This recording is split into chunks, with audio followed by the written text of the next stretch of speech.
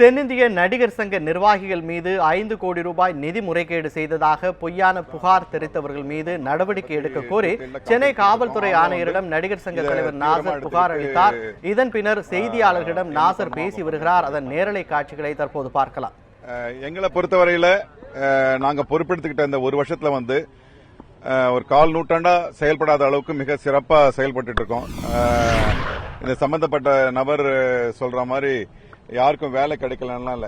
இப்பதான் முதல்ல வந்து அங்கத்தினர்கள் அல்லாத ஒரு திட்டத்தை கொண்டு வந்து அங்கத்தினர்களுக்கு மட்டுமே வேலைன்ற பட்சத்துல வந்து இப்ப நிறைய அங்கத்தினர்களுக்கு வேலை கிடைச்சிட்டு இருக்கு.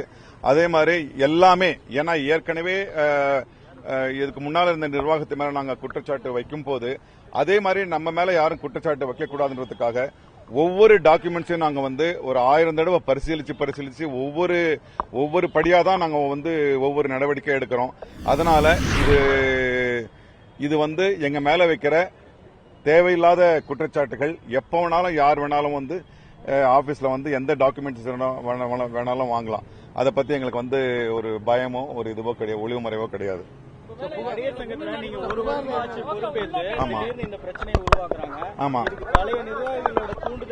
அது பழைய நிர்வாகிகள் தூண்டுதலா இல்லையா அதெல்லாம் நான் சொல்ல முடியாது. இது நடந்திருக்கு.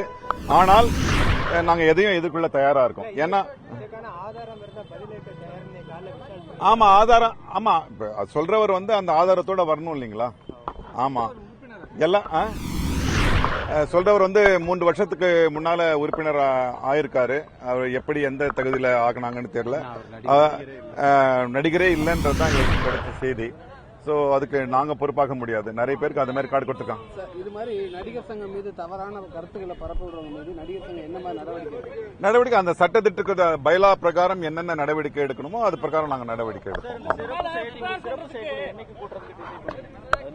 சிறப்பு செயற்குழு நேற்று தானே இந்த சம்பவம் நடந்திருக்கு. இந்த வாரத்துக்குள்ள நடக்கும். உள்நோக்கம் இல்லாம இருக்க முடியாது. ஏன்னா பொய்யான ஏதாவது ஒரு தவறு நடந்திருந்தா அந்த தவறின் அடிப்படையில் மேல எங்க மேல குற்றச்சாட்டு வைக்கலாம்.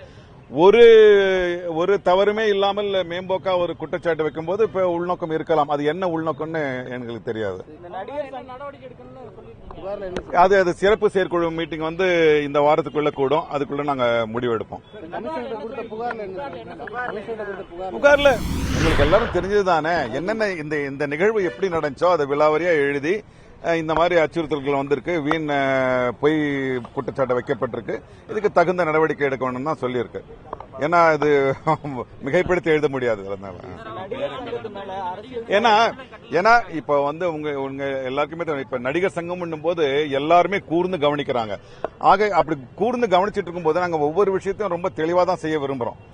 அதனால எல்லாரும் கூர்ந்து கவனிச்சிட்டு இருக்கிறதுனால இதுக்கு ஒரு அதிக முக்கியத்துவம் கிடைக்கிறதுனால அதுக்கு மேல ஒரு களங்கம் கற்பிக்க நினைக்கிறாங்க. பட் அதுக்கு நாங்க வந்து விட மாட்டோம். அந்த இடத்துக்கு நாங்க விட மாட்டோம். எங்களை இப்ப நானோ விஷாலோ கார்த்தியோ முக்கியம் இல்ல. நாங்க சார்ந்திருக்கிற அந்த இன்ஸ்டிடியூஷன் தான் எங்களுக்கு முக்கியம். அந்த அமைப்பு தான் முக்கியம். அதனால அதுல வந்து இந்த தனிநபர்களான நாங்கள் அடிபட்டாலும் அது எங்களுக்கு கவலை இல்லை. ஆனால் சங்கத்தினுடைய மரபோ பாரம்பரியமோ எந்த விலை கொடுத்தாலும் நாங்கள் காப்பாற்றுவோம். நன்றி. அரசியல் தலையீடுகள்லாம் கிடையாதுங்க. ஏன்னா இந்த சங்கத்துல வந்து எல்லா கட்சியும் சார்ந்தவங்களும் இருக்காங்க, எல்லா கட்சியை சார்ந்தவங்களும் இருக்காங்க. அப்படின்னும் போது லாஜிக்கலாவே ஒருத்தர் சொல்லும் போது இன்னொருத்தர் அது சம்பந்தமான ஒரு இது. அதனால வந்து நாங்க வந்து எந்த ஒரு வேறுபாடு இல்லாத நடிகர்கள் என்கின்ற ஒரு அடையாளத்தோடு தான் நாங்க செயல்படுறோம். எந்த அரசியல் குறுக்கீடும் அது கிடையாது. ஏன்னா இந்த தேர்தல் நாங்க வர்றதுக்கான இந்த தேர்தலுக்கான ரொம்ப முக்கியமான காரணமே மாண்புமிகு முதலமைச்சர் அவர்கள் தான். அந்த தேர்தல் வந்து நேர்மையா நடக்காம இருந்தா இது நடந்துக்கவே இருக்காது. ஆக நாங்க வந்து அரசோடு இசைந்து செயல்படுறதுக்கு நாங்க எப்பவுமே தயாரா இருக்கோம். இது அரசியல் கிடையவே கிடையாது.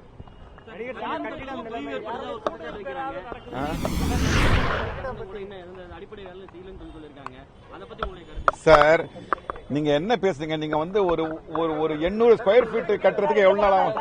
சரி, ஒரு 800 ஸ்கொயர் ஃபீட் கட்டுறதுக்கே நீங்க வந்து பல ஃபார்மாலிட்டிஸ் இருக்கு. ஆனா வந்து இவ்வளவு ஒரு 6000 ஸ்கொயர் ஃபீட் போது அதுக்கு பல விதிமுறைகள் இருக்கு. அது கடந்து எல்லாமே இது வரைக்கும் தடைபட்டு எந்த வேலையும் நிக்கல. எல்லாம் ஒழுங்கா தான். சங்கம் கட்டிடம் கட்டுவது என்பது ஒரு 10 லாரி செங்கலை கூப்பிடுங்க, 10 லாரி மணலை கூடுங்கன்னு ஆரம்பிச்சிட முடியாதுங்க.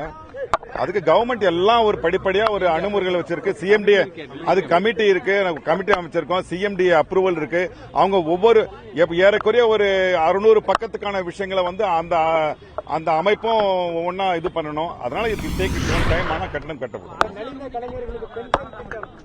இல்லையே, இல்ல இல்ல இல்ல இல்ல அரசு தாமதம் ஒண்ணும் இல்ல.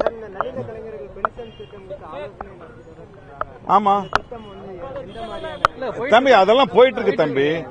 நான் போன நிர்வாகத்துல கொடுத்ததை விட 4 மடங்கு பேர்களுக்கு 4 மடங்கு உயர்த்தி கொடுக்கப்பட்டிருக்கு. எல்லாத்துக்குமே எல்லாம் போயிட்டு இருக்குமா, எல்லாம் போயிட்டு இருக்கு. ஓகே, எல்லாம் சிறப்பா நடந்துட்டு. ரொம்ப நன்றி.